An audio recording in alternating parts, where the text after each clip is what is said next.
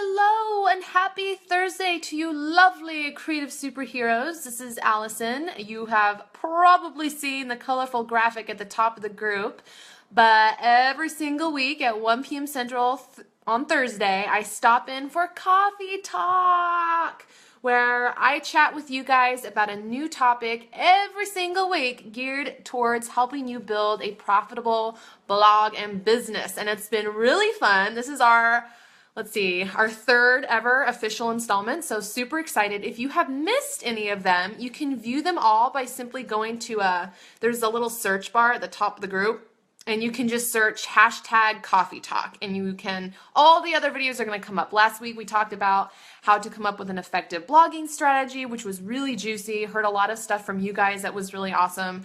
And then the week before that, we talked about time-saving tips and productivity tips, which I know a lot of you guys struggle with that as well. In today's thread about what's your current roadblock, so many of you guys mentioned time. That is it's a universal thing that we all kind of seem to struggle with. So definitely check that coffee talk out if you did not see it, because you will find it helpful. So you guys, today we are talking about networking and collaborating and building relationships in the blogging and business world. So grab your coffee. By the way, it is freezing inside my apartment. It's cold, so I've taken like 4 hot showers today. But grab your coffee and let's get down to chatting. So these coffee talks, I don't want to just be talking to myself, the whole time. I just want this to be a place where we can all come and chat together. So please feel free to, Lexi, what's up? So please, you guys, feel free to ask questions below, leave comments, share your 2 cents, chat amongst yourselves. This isn't just, me talking to you guys. I want it to be like a group thing, if you know what I mean.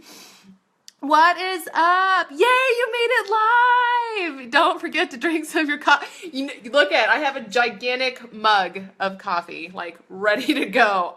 It's so cold in my apartment that I need something to keep my hands on all day long. Thank you! The sweatshirt is from Target. From the kids section, by the way. I buy half my clothes from the kids section at stores. Okay, so let's get to talking about blogging and collaborations and networking. So I'm just going to share some things that work really well for me, and please feel free to chime in, ask questions, whatevs. Okay, so relationships in the blogging world. For me, I am one of those people who are like, I'm going to do everything myself and I don't need help and I got this. But I have found that it's not always better to do it alone. It's good to have buddies to keep you accountable, people to motivate you. You're going to learn more from other people. Plus, there are lots of different types of collaborations that you can do that will really grow your brand, grow your audience, make more money if that's your goal. So that's what we're going to talk about a little bit. So the first thing I want to talk about is something that I can't remember where I learned it from originally. I feel like I learned this bit from Mariah Cause, but it's helped me out a ton, and that is an influencer roadmap. So how do you start building relationships with people that you want to work with? Maybe you have a blogger who you admire and you're like, that would be so cool to collaborate with them. But how do you actually start building relationships with these people to make it happen? Because it's awkward if you're just reaching out to someone and they don't know you and you don't know each other. Hey, what's up? So good to see you. Big numbers. Seems clicky. You need big numbers or listening. Yeah, I can relate, and we're going to talk a little bit about too. Okay. So, influencer roadmap, you guys, and this is what I have started doing. But essentially, I keep a document open on my computer. You could also do this on paper if you want a tangible list, but I keep track in a document of all the people that I would like to work with. And you want to think about people who have maybe the same kind of audiences, the same size of audience. You also want to think about people who have a larger audience and also people who have a smaller audience. So there's kind of 3 tiers of people that you want to keep track of on your influencer roadmap. And from there, you start making it a point before you reach out to them and just be like, hey, can we work together? You make it a point over the next few weeks, even the next few months, to start building a relationship with them. So let's say I want to work, I'm just going to come up with a fictitious name. Let's say I want to work with a blogger named Mr. Purry. That's my cat. And Mr. Purry has a big audience. I really want to like do a webinar together, but he doesn't know who I am, and he doesn't, I don't want to just reach out to him coldly. So what I will do is over the next, say, 3 or 4 weeks, I will make it a point to comment on his social media. Not like creepy amounts, like not 20 comments, but every few days for the next, couple weeks, leave a comment on his social media, respond to his newsletter, share his stuff with my audience and tag him. And I will go into my influencer roadmap and I will keep track of what I did and when, so that I can, for each person that I want to build a relationship with and work with, I can see, okay, I contacted them on this day, and then I reached out to them and just, shared their stuff on this day. So that's one thing that I do. Like I've been commenting, Lexi, yes, Lexi has been commenting on my stuff. Oh no, your computer's freezing. Sorry, that's annoying. Technology is dumb. Okay, so influencer roadmap, you guys. Do any of you have a system for something similar? I would love to hear it. That is what I currently do. It helps me to keep track of who I want to collaborate with, and I can actually make sure that I'm kind of like building up a repertoire with them. So that's what I do. What if you contact them and the reply is cold? Okay, I am going to talk about that too. Okay, so let's just go right into that. So let's talk about first how you can reach out to someone you want to collaborate with to kind of boost your chances of getting a good response. And then we'll also talk about, or I'll at least share my 2 cents about how I respond to collaborations that I either am interested in or am not interested in. Tess says she's made a spreadsheet to keep track. See, that's awesome. That's really cool. Yeah, it really helps to just keep track. Otherwise, there's like, there's so many people. You're like, I can't remember if I contacted them and who, blah, blah. Oh, there's a little blue thing that went across the screen. So cute. Oh yeah, so you have a spreadsheet too. Awesome. Okay, so how to reach out if you want to collaborate with someone. So I get quite a few emails from people. A little heart. I get quite a few. Oh my gosh, I just love those things. I'm getting distracted. Squirrel. Okay, what was I saying? Oh yes, I get quite a few emails from people who want to collaborate, and some of them are very frustrating because there's like key information missing or blank blank. So I'm going to kind of go through what I would consider to be a really awesome email from someone who I'm going to be way more likely to say yes to. So when reaching out to someone that you want to collaborate, first of all, make the subject headline of the email, don't make it sound spammy, but also, tell me what's inside. So be like, hey, cool collaboration opportunity idea, something like that. Because that lets me know from just the subject line, I haven't even opened the email, but I know that someone wants to collaborate and it doesn't sound spammy. And it's really nice if you open the email with some type of compliment or nice words. You're reaching out to someone. So, mention, oh, hey, my name is blank and I found you I've been a fan of yours for a long time. I love your newsletter. You've got a great blog. Something nice, something to kind of get the ball rolling, acknowledge their awesome community, whatever, but be genuine. Okay. Don't just like spout things out for the sake of it, but open the letter up with a compliment. Next, be really specific with your collaboration idea. It's really frustrating when I get emails from people and they're like, I think we should collaborate. And I'm like, okay, like, what do you mean? I don't have time, so you need to be very specific with the collaboration idea. Don't just be like, hey, I want to collaborate. Be very, oh my gosh, so many thumbs up. I love it. Be very specific though. The more specific you can be, the better, because most people aren't going to have time to just brainstorm. You're the one reaching out. Okay. So you need to be specific, which leads me to, you need to be very specific about the benefits how it's going to benefit the person you're reaching out to, how it's going to benefit, your own audience. So gotta be some benefits in there.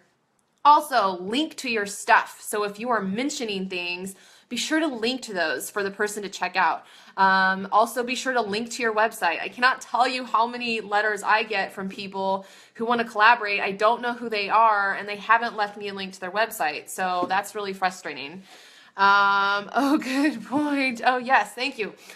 Let's see, what else? Oh, also mention how you're going to promote whatever it is. So you're pitching a collaboration, right? Be very specific. Mention the benefits, and also mention how you're going to promote it. What exactly are you going to do to promote it to your audience? Give them a deadline. When do you need to hear back from them? Don't just, give them the next step. Like if you want to collaborate, do this by blank date. So be very specific, leave dates, and leave clear contact information. I just met you and this is so crazy. Yeah, Megan. Yeah, exactly. There's a lot of emails that I get like that. Who else gets them? They're kind of just, so I believe I have just listed off all the key points that will make for a good reaching out letter and that are going to boost your chances. I know that if someone writes me a message like that and they have done all of those things, I'm going to be way more likely to say yes. And if you're reaching out to someone who's a lot bigger than you, that sounded bad, someone who has like a larger audience maybe, just be like, hey, I know you have a larger audience, you would be doing me a huge favor. So acknowledge that, it's okay, and they appreciate the acknowledgement that they're doing you a favor, so mention that humbly, and then be like, but I think that it would really benefit your audience because blank, or it would really be great because blank. So just be humble, be honest. Hello, if you're, yeah, exactly. So that's kind of how to write a good collab letter, in my opinion, and also keep it as short as possible. So you want to include all that info, but keep it as short as possible. Less wordy, the better. When I open an email and it's like tons of paragraphs, I'm going to be like, whoa, I don't want to open that. I don't want to read that all the time. Okay, so what about you guys? I want to know, have you had your thoughts on the subject? Okay, so how do you respond to people? So how do you know when to say yes? How do you know when to say no? How do you know when to say maybe? I will say yes to collaborations if, one, they have a very large audience or reach, and I know it's going to really help boost my reach. So that's one way I will say yes. Another one is if I am genuinely I love the person, I believe in what they're doing, and I think they're awesome and I really want to help them out. That's another reason why I will say yes. I will also say yes if I know it's really going to benefit their audience. We're talking about self-esteem. Hello, is it me you're looking for? That would be a hilarious headline, Lexi. But I might think it was like a spammy dating thing, to be honest. So those are some of the reasons why I say yes. I would say consider it. When I am considering it, I will message someone back and be like, I love the idea, but could we chat more? Or I'll be like, I love the idea, but is there any way that we could make it so that I don't have to invest so much time? So for example, ConvertKit wanted to do a webinar with me, and I don't really have a lot of time to do a bunch of webinars right now, but I said yes because they are going to be doing a lot of the work. They're going to be creating the registration page, a thank you page, emails, and they're going to be responsible for a lot of the presentation. So I said yes to that because I don't have to do much.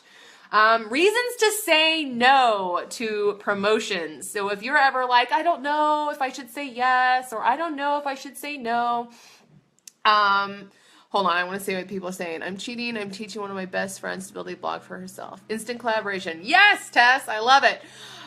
Yes, but if you are at the point way ahead, which is, oh, the comments are coming so fast, I can't read them. I love it. Keep going. Okay. It's almost the same. It's not many words. Okay, so Brianna, that's a good point. So if you reach out to someone and they don't respond, try not to take it personally. I try my best to respond to as many as possible, but sometimes people don't respond because they forget, it gets lost in the shuffle. So don't try to take it personally.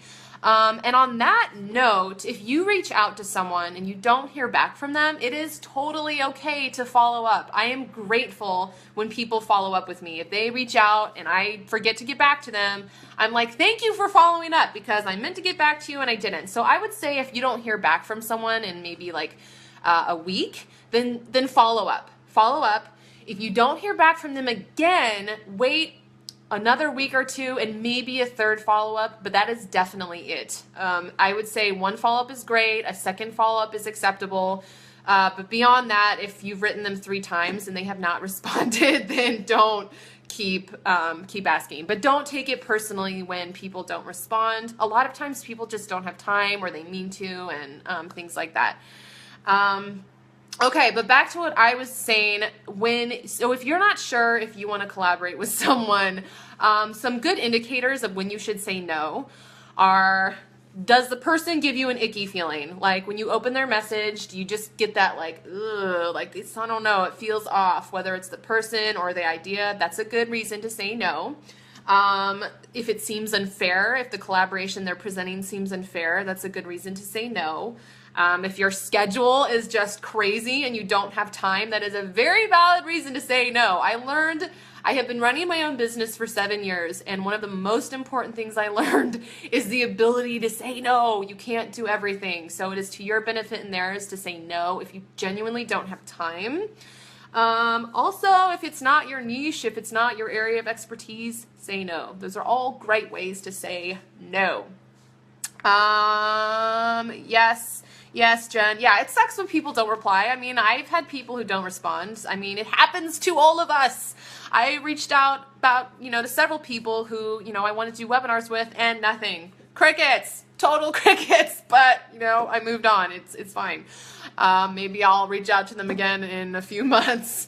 But then again, I get a handful of people who do respond. So don't take it personally. It happens to all of us.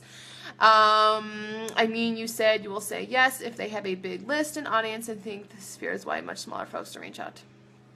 Yeah. Wait, what? They have big list and audience and that? I think it's sphere why. Oh, yeah. Yeah. I mean, if you're reaching out to someone with a way bigger list, just be, as I think, acknowledge it. Just be like, hey, I realize you'd be doing me a little more of a favor, but then you've got to have some type of like benefit. Like, how will they benefit? And maybe it's simply that you're really good at teaching something you think their audience would love, and that's how they would benefit. It doesn't have to be that they're going to get new email subscribers from you. And that's another way that building the relationships, like with the influencer map, especially if it's someone bigger, is really important, because then you're kind of just getting on their radar in a good way, in a non-creepy, stocky way, okay? So that influencer map is really, because you're kind of going to be like sending just nice things, genuine nice things. Don't ever blow sunshine up someone's behind for the purpose of so be genuine and connect with them over a couple weeks before you reach out to them about a collaboration, and just be honest and be genuine and be specific with what you think is going to be beneficial to them. I'm adorable. Oh, thank you. You're so sweet. Stephanie. I do not feel adorable today. Let me tell you, before this broadcast, I was wearing a zebra print Snuggie and a nightgown.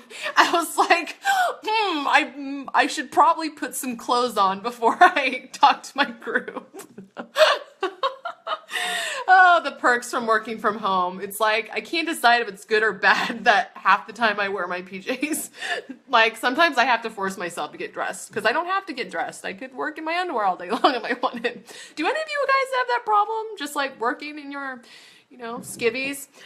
Okay, moving on. So let's talk about some of the different types of collaborations that you can do. We wouldn't mind. Maybe one day. I don't know. That might go over weird. Yeah, okay. Moving on. Coffee break. Okay. You guys, let's talk about some different types of collaborations. And I would love to know below if you have done a collaboration before that was particularly awesome, beneficial in some way. Be sure and list it below. I would love to know, what is your favorite type of collaboration? What has been the best type of collaboration for your brand? I want to know. You would never get out of your pajamas, Brianna. Yeah, exactly. Sometimes I only get out of my PJs when I run an errand. It's sad. Yeah, exactly, Megan. Like kind of have to, I have to force myself to do that sometimes. It's a real struggle. Okay, but anyway, I want to know if you've done a collaboration, let me know. And especially let me know what the best ones you've done are. What have been like the biggest impact. So some collaboration ideas, guest posting, obviously. I have guest posted, not much. For me personally, I didn't see a lot of like new email subscribers or a big increase in my traffic. I'm not ditching guest posting. I know it's great for some people. I personally don't focus on it anymore because it hasn't had that big of an impact for me. Other collaborations are podcasts. So I was on ConvertKit's podcast last week, which is super fun. I posted the link in the group.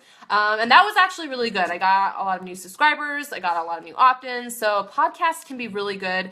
I interviewed for another podcast that's coming out next month. So I think that'll be good for me. That's been really beneficial. So those are one of my favorite types of collaborations. What's up, Rachel? Jen says JV webinars. So yes, you guys know I'm obsessed with webinars. Webinars are one of my personal favorite types of collaborations, and I have found that they are probably the best, at least for me.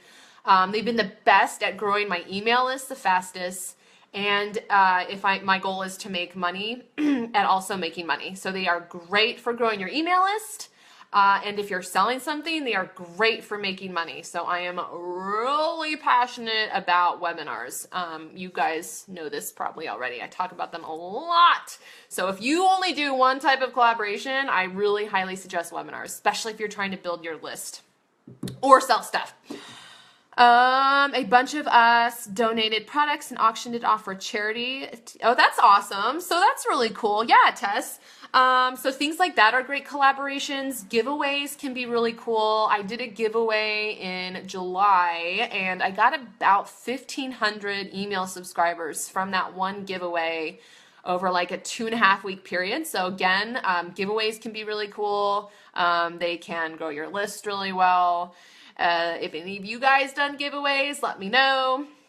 Affiliate programs are obviously ways to collaborate. I don't do a lot of affiliate stuff. Yeah, so I can't actually say how beneficial they've been. I, of course, have like a resources page where I'm an affiliate for lead pages and ConvertKit, but I don't really promote that much, so I don't really go hardcore after affiliates. So have any of you guys, are any of you guys like hardcore into affiliates? I'm sure I could be doing more with them. I just haven't. Challenges are really good. Reviews, subscription services are another cool thing. I haven't done that yet, but I've seen it where people will like they'll have like a page on their site where they sell things and then they have contributors. So like they're not the only ones responsible for adding content. I feel like Lauren from Ellen Company might do that. I can't remember. I think she has a subscription service where she sells digital things and she has a contributor to that. So I thought that was like a really cool collaboration idea. I love this. Have a lunch date with my hubby. We'll finish watching later. Oh, yay. Well, thank you for coming, Jen. Samantha, switching email content is one we recommend. Swap freemiums and send you to that list. And there's yeah, freemiums. Oh my gosh, is that what you just said? That's hilarious. I've never heard it called freemiums before. I love it. Freemiums. Is that what you said? Okay, you did. Okay, making sure I'm not misreading it. Yeah, so that's like a really cool thing. Yeah, great idea. Great idea. Workshops, courses are all collaborations, live chats. I haven't done this one yet, but I would love to bring on a guest in this group. Do like a live guest co-chat. So by the way, if there is someone you would think would be really fun to speak to in this group or speak with, let me know, because I would love to do like a collaboration live chat in this group with you guys with like a co-host. So if you have someone you would like me to bring in, let me know. Oh, you have to go back to work, Megan? Well, thank you so much for making it. You totally said freemiums. Yes, you did. That is great. But yeah, so those are some of my absolute favorite collaboration ideas. If I had to choose which ones have been the most beneficial for me, definitely joint venture webinars are the top one that has worked the best for me as far as email subscribers, and then as far as income. So that has been the one that I would focus my attention on because it's been the most beneficial. And then I would say it would be a tie between giveaway and podcasting. Those three have been the biggest ones for me. Stephanie says, my 2-year-old boy just kissed you. Oh my goodness. I'm blushing. Okay, sorry. Any tips on getting higher ranking sites willing to collab with newbie? Yeah, so Stephanie, did you hear the tips we kind of went over? So definitely like the tips for writing your pitch email. So you definitely want to like develop a little bit of a relationship with them first by simply commenting maybe on their social media, sharing their stuff, just kind of doing nice things for them without pitching for like a couple weeks to get on their radar, and then reaching out to them, making sure to like mention how you found them, how to like maybe something nice about them, and then mention who you are, the link to your website, a very specific idea, and then just acknowledge, hey, you know, I know your audience is a little larger, so you'd be doing me a big favor, but I really think you would benefit from this because blank. And it doesn't have to just be because I'm going to get you more email subscribers. Like, it's not all about email subscribers. Again, like if you have something that you could give to their audience that you think would be awesome or that they would learn from or whatever, mention that. I mean, I think being yourself, being honest, being humble goes a really long way, at least for me in my book. When someone reaches out and I can see their personality and I can see that they're passionate. For me, passion and personality goes a long way, you guys. Put passion and personality into your emails. When people get excited and they are pumped, it's hard for me to resist when someone is like, oh my gosh, like I love your blank and it's so great and I have this great idea that I think would be amazing and I know it would be awesome. Like, I'm like, yeah, like it gets me excited. So be excited, be yourself, be genuine. Co-host nominee, Abby Lawson. Oh, you guys are like, oh yeah, that would be super cool. I would love that. Yes, drop your co-host. I want to bring someone into the group to do a live coffee talk with us. So drop whatever name you would like to see in this group. Passion and personality, yes, goes a very long way no matter who you're reaching out to. Okay, so sadly, I just realized my phone is about to die because the battery is apparently dead. So I'm going to go before it does, cutting the coffee talk short. Please keep chatting below. And just want to mention a quick freebie I made yesterday in case any of you find it helpful. I made a checklist on all of the steps I took this year to turn my blog into passive income. Passive income machine is what I call it. I'm running solely on passive income now. So I made a checklist of all the steps that I took. Any of you want to kind of transition into passive income, I'm going to put the link to that at the top of this as soon as I'm done. And next week, we're going to be talking about email lists. Some of you might be sick of email lists, but they are so important. So if you have questions about them, we're going to talk about growing them and building them and what to send to them and all of that stuff. It's going to be really good. You are very welcome, Tess. Sorry I have to kind of rush off before my phone dies. Lame. But be sure to tune in next Thursday for all about email listing. Click the link that I'm going to put above if you want a checklist on turning your blog into a passive income machine. And keep drinking your coffee. Keep being cool. All right, you guys. You are welcome, Jen. Glad you found it helpful. Thanks for all the love and hearts. You guys know I love the hearts. They make me so happy. Little things going across the screen, little colors. I love it. Okay. I'm going to keep talking, but okay. Focus, Allison. I'm going now. I'm going on. Cheers, Tess. Yay!